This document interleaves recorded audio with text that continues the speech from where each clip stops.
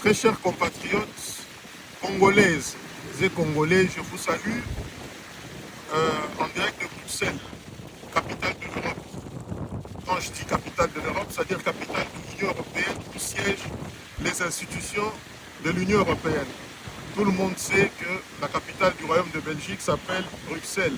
Donc, ça c'est pour le petit malin et les petits malines là. Alors aujourd'hui, je reviens pour vous exhorter, le vôtre, honorable Eric Kilunga, Galulaï Kunga. Je viens vous exhorter de lire Proverbe 26, 4 à 5. Le livre de Proverbe 26, 4 à 5. Ça dit ceci.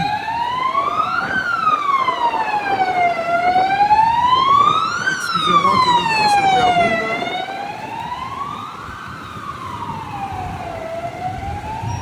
Ouais. Proverbe 4, 24, 26, excusez-moi. Proverbe 26, verset 4 à 5 dit ceci.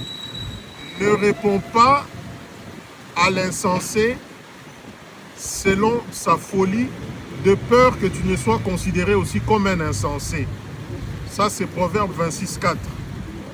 Le verset 5 dit ceci. Réponds à l'insensé selon sa folie, pour qu'il ne soit pas sage à ses propres yeux. Vous voyez, hein, la Bible. Dans le verset 4 du chapitre 26, il est dit de ne pas répondre à un insensé selon sa folie, de peur d'être considéré comme un insensé. Dans le verset 5, il est dit réponds à l'insensé selon sa folie, afin qu'il ne soit pas sage à ses propres yeux.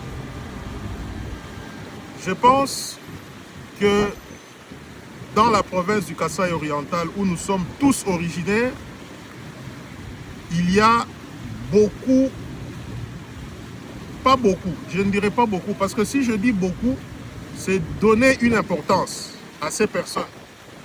C'est une infime minorité, à compter au bout des doigts.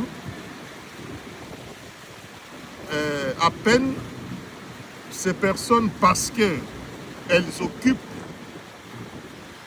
certains postes de responsabilité en ce moment,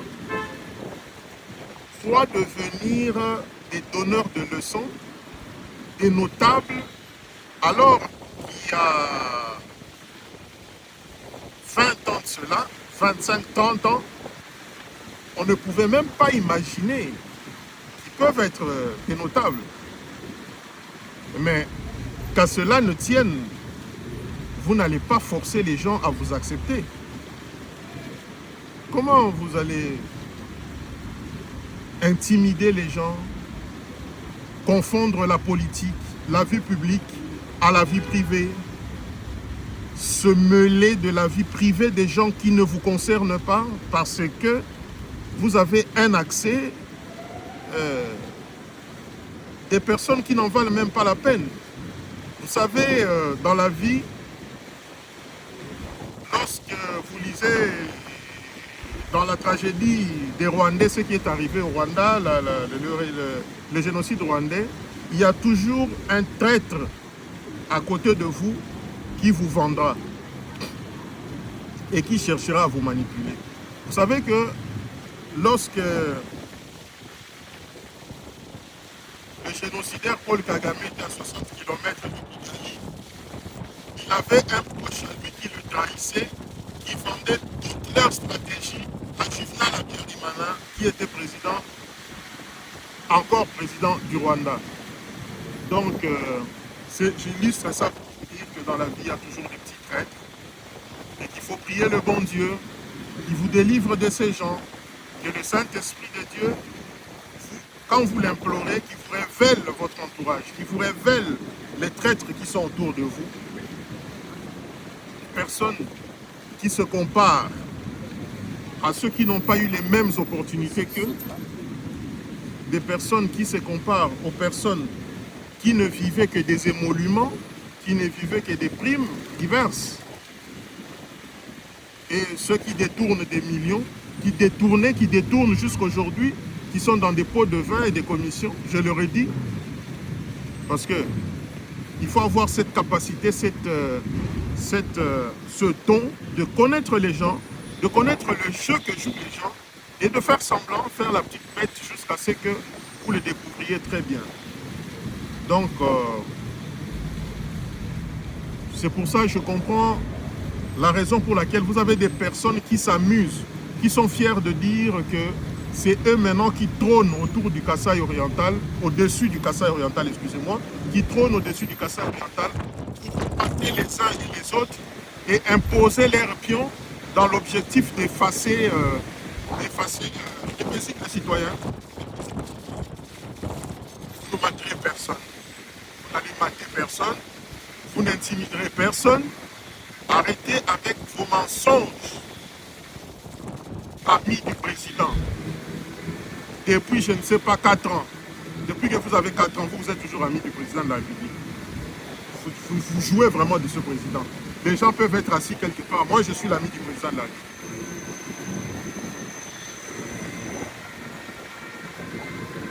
Vous savez, avec la nouvelle constitution qui arrive, nous demandons au président de la République, son Excellence Félix Antoine Tshisekedi Tshilombo, de peser de son poids afin que les listes, qu'on ne vote plus les individus aux élections, qu'on vote les listes des partis politiques.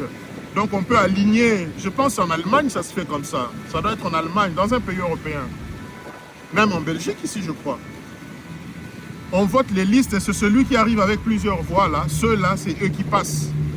Pour éviter le partage par moment des sièges, des circonscriptions. Où il y a, parce que les élections législatives de 2023 c'était du n'importe quoi. Pas parce que je n'ai pas été réélu, mais parce que le Kasaï oriental est connu comme bastion de l'opposition, bastion de l'UDPS, à l'époque bastion de l'opposition. Comment est-ce que des petits partis mallettes peuvent venir gagner les élections là-bas? Et ça réjouit certaines personnes. On appelle ça union sacrée de la nation. Que le président pèse, pas parce que c'est moi, que Loupatapata, Niabi, Katanda, toutes ces circonscriptions-là puissent revenir à l'UDPS par les élections. Si ce sont les autres regroupements ou des partis mallettes qui sont là, qu'on voit comment ils vont se démerder à ces élections-là. Et la ville de Mbujimayi. Et il en est ainsi pour Kinshasa, pour Lubumbashi, pour Kisangani, pour Mbandaka, pour Kindu, pour partout d'ailleurs. Afin que cela puisse réduire sensiblement le nombre de partis politiques mallettes qu'il y a chez nous. Donc, c'est ça. J'annonce, pour terminer, mon grand retour en République démocratique du Congo. J'étais déjà là parce que c'est chez moi, mais mon grand retour à Mbujimayi, à Loupatapata, pour parler de la nouvelle constitution qui va mettre la République démocratique du Congo définitivement sur les rails. La population doit s'approprier de cette opinion, de ce grand projet, de cette volonté du président de la République qu'il a déjà exprimé en fin 2024 à Lubumbashi et dans d'autres circonstances, même pendant les élections, la campagne de 2023. Donc, d'ici la fin de ce mois de mars, début avril tout au plus, j'annoncerai, vous connaîtrez la date de mon retour, Dieu voulant. Parce que nous, tout, nous remettons entre les mains de Dieu.